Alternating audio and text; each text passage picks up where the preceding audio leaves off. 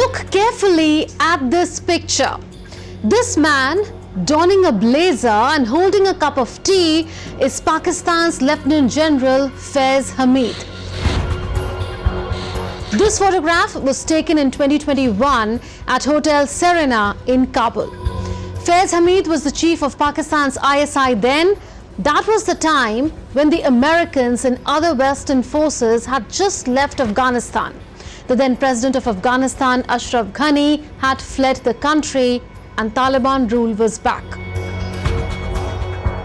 Hameed was the first senior foreign official to land in Kabul on the invitation of the country's new rulers.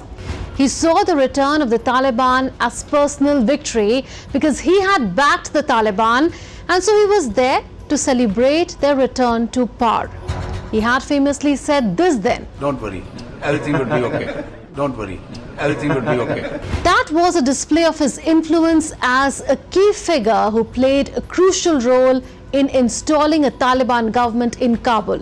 Just that, these days, nothing is okay for Faiz Hameed. Lieutenant General Hameed was the Director General of the ISI from 2019 to 2021. He has since retired and is now in military custody in Pakistan. This is unprecedented. He is the first ever former ISI chief to have been arrested. The arrest of such a powerful figure who once reveled in his ability to shape events in the region has put the shifting dynamics within Pakistan's military and political circles under the scanner. So why was Faiz Hameed arrested by the Pakistan Army? Hello and welcome to Connecting the Dots. I'm Munir Paricharya. Let's connect the dots of former ISI chief Faiz Hameed's arrest and court-martial.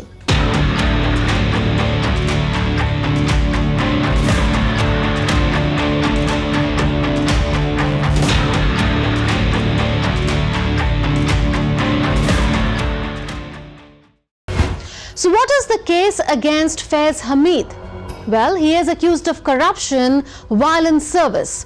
He is also accused of engaging in questionable conduct after retirement. This is what had happened. The case against Faiz Hameed is based on a petition filed in the Pakistan Supreme Court in November 2023. The petitioner was Moiz Ahmed Khan, the owner of Top City Housing Scheme, a private housing society in the Chowki Hamidan area of Islamabad. He alleged that in May 2017, ISI officials and personnel of Pakistan Rangers, a paramilitary force in Pakistan, raided his home and the offices of Top City and took away gold weighing 400 tolas or 4.5 kilograms and also diamond jewelry, money and other valuables after falsely accusing him of terrorism.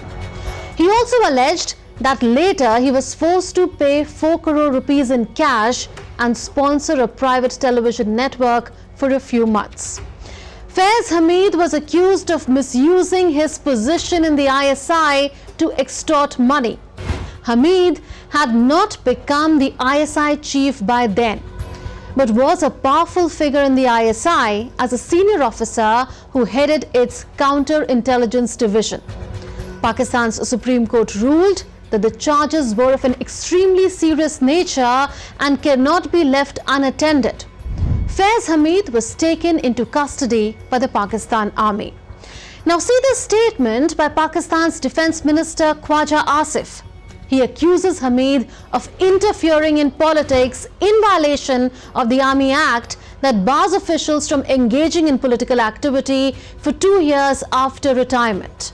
Khwaja Asif even alleges that Faiz Hameed acted as a strategic advisor for the 9th May 2023 attacks carried out allegedly by Imran Khan's supporters.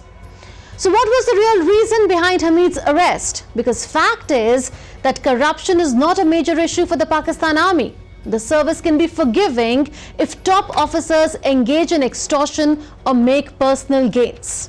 See this post on X by senior Pakistani journalist Mariana Babar, asking why court orders are typically not enforced as quickly in other cases. To know why the unprecedented arrest was made, we need to know the backstory.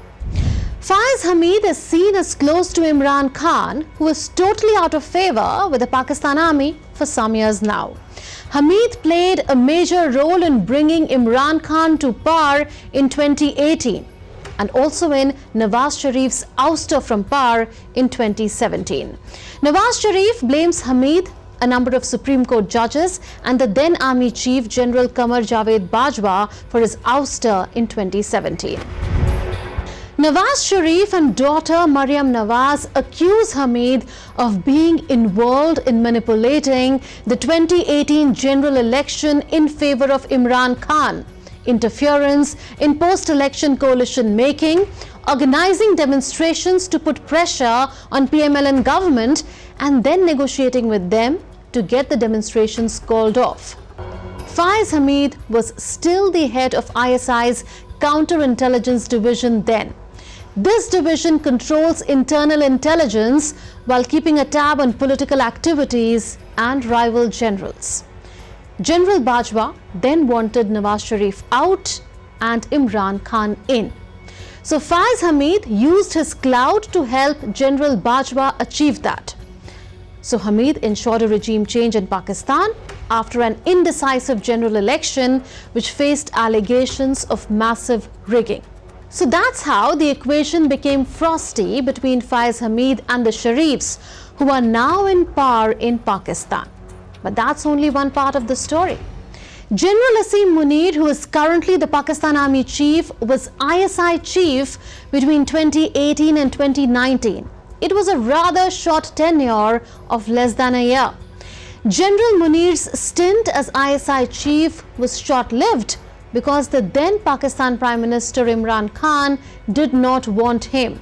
That's because Imran Khan suspected that Asim Munir had found the new dirt on Bushra Bibi, Imran Khan's newest wife. In fact, mistrust between Imran Khan and General Munir around Bushra Bibi is evident till date. So in 2019, the then Prime Minister Imran Khan got General Bajwa to remove Asim Munir as ISI Chief and install his man Faiz Hameed as the head of the intelligence agency. Now that explains another frosty equation, this time between Faiz Hameed and General Asim Munir, the current Chief of Pakistan Army. Now since Faiz Hameed was very close to Imran Khan, chances are that he not only thought he would have a longer tenure as ISI Chief, but that he would also become the next Army Chief. But that was not to be, because the then Prime Minister Imran Khan and the then Army Chief General Bajwa fell out over a number of issues. General Bajwa wanted Faiz Hameed removed as ISI Chief and Lieutenant General Naveed Anjum, who was the then Corps Commander of Quetta, to replace him. Faiz Hameed was posted as Corps Commander of Peshawar. Naveed Anjum became the ISI Chief in the last quarter of 2021. Imran Khan had to swallow his pride. Then Faiz Hameed faced another setback. He missed out on becoming the Army Chief, even though he was on a panel of senior-most generals sent to the Prime Minister. One of them had to be chosen as Chief. Imran Khan was ousted as Prime Minister in 2022 and Asim Munir became the Army Chief on the day he was to retire. This only added more rancor to the Munir-Hameed equation. So this shows why Faiz Hameed was on the radar of both the Sharifs as well as General Asim Munir. As per reports, Munir took almost 2 years, giving a relatively free rein to Hameed until enough material could be collected to bring the case against him. So Hameed's arrest is not just about corruption charges. It reflects deeper tensions within Pakistan military and its relationship with civilian leaders. So what could have been the final trigger of Faiz Hameed's arrest? Imran Khan's popularity among civilians, Pakistan Army's lack of popularity, and the need to curb growing indiscipline within the armed forces. Many were surprised at the media space Imran Khan got, his access to information, and his continued ability to excite people while in jail. According to senior journalist Nusrat Javed, the jailed Khan had more access to information than other politicians. Clearly, Hameed's conduct and now this arrest speaks volumes about what was happening in the Pakistan army. Also, cracking down against one of their own is meant to send a signal to others, including the media and the judiciary, about the power General Munir wields in Pakistan. What the army wants to do now is to move decisively to put more pressure on Imran Khan. Punish him if he doesn't budge. And if he surrenders to their wishes, then transform him to become another Nawaz Sharif, eager to comply with the orders of the military. The Pakistan army has just made a major move on the political chessboard.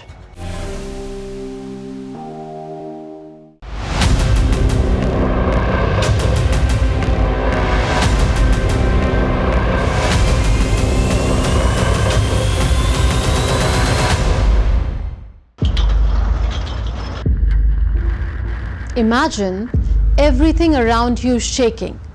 Cars, traffic signals, light poles, and buildings. That's what happened in Miyazaki, Japan, when a 7.1 magnitude earthquake struck on the 8th of August. Such were the scenes inside an office. People taking shelter under tables, things falling off desks. But it wasn't the earthquake alone that sent alarm bells ringing.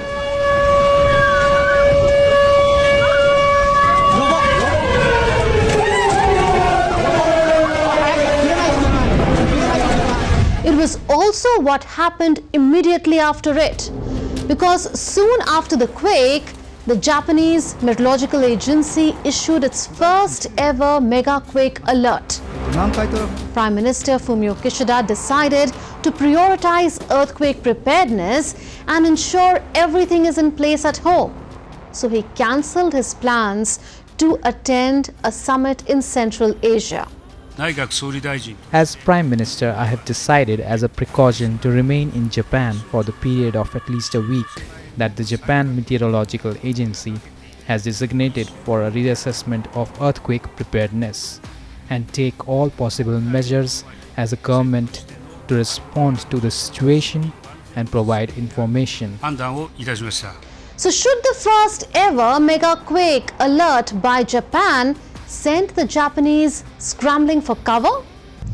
Well, Japan's weather agency says that while the risk of a major quake is higher, it is not a guarantee that it will actually happen. This warning was the first to be issued under a new advisory system implemented after the devastating 2011 earthquake. Remember the 9.1 magnitude earthquake that jolted Japan that year. It triggered a tsunami that swept through Japan's northeast coast. 18,000 people died. After that disaster, a warning system was drawn in an attempt to prevent a disaster of this scale again. But why does Japan experience so many earthquakes? Before we come to that, let's understand why earthquakes happen so frequently in this region. The Earth's surface is broken into big pieces called tectonic plates. These fit together like we see in a jigsaw puzzle. Now, these plates are always slowly moving.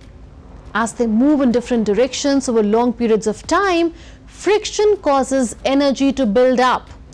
When the energy releases, it creates a shock wave. That's an earthquake. Japan is located along the Pacific Ring of Fire. This is the most active earthquake belt in the world. This ring is actually a horseshoe-shaped zone that follows the rim of the Pacific Ocean, where many of the world's earthquakes and volcanic eruptions occur. This is because four major tectonic plates The Pacific Plate, the North American Plate, Eurasian Plate and Philippine Sea Plate all meet right under Japan.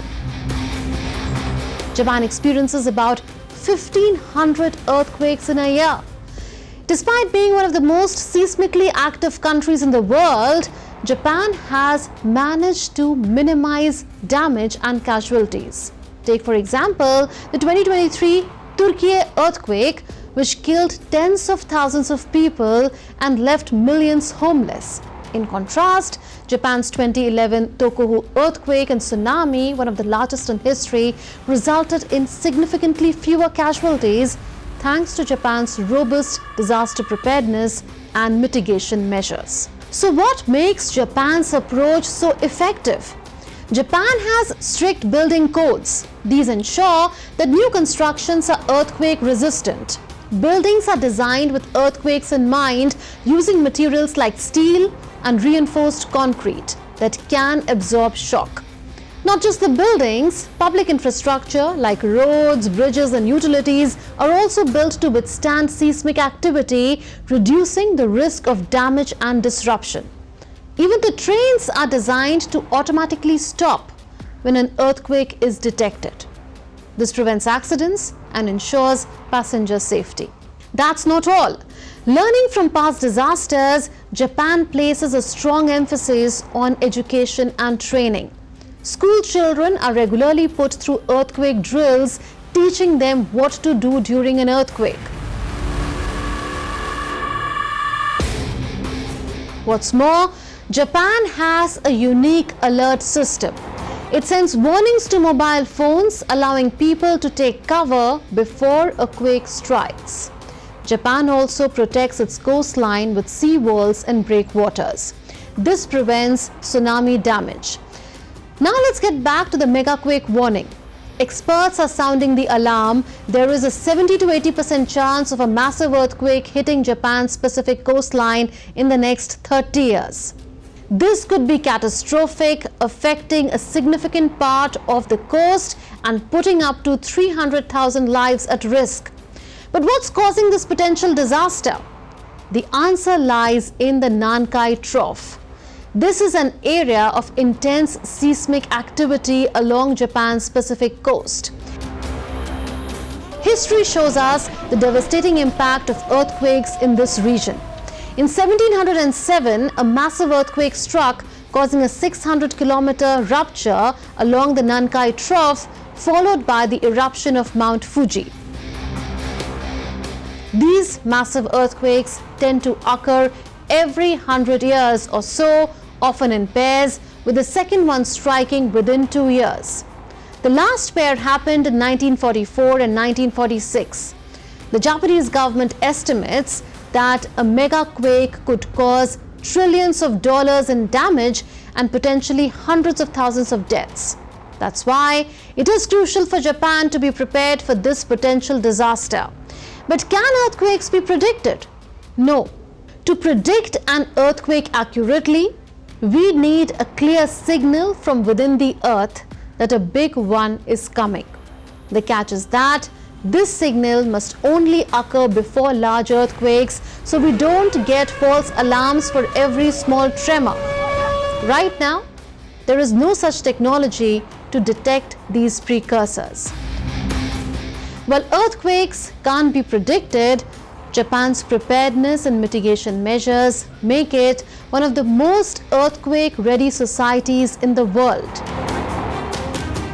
So Japan is bracing for a potential megaquake, and its preparedness might just be the difference between life and death.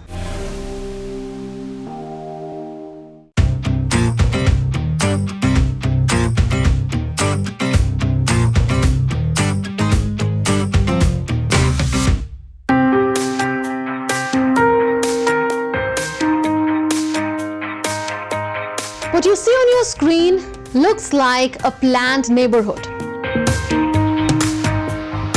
Symmetrical homes and yards, picture perfect, right?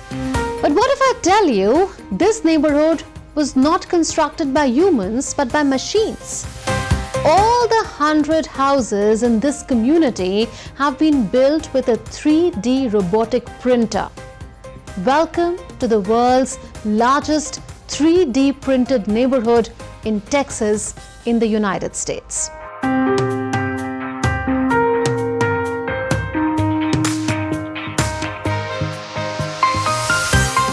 Building homes with 3D printing is a game changer.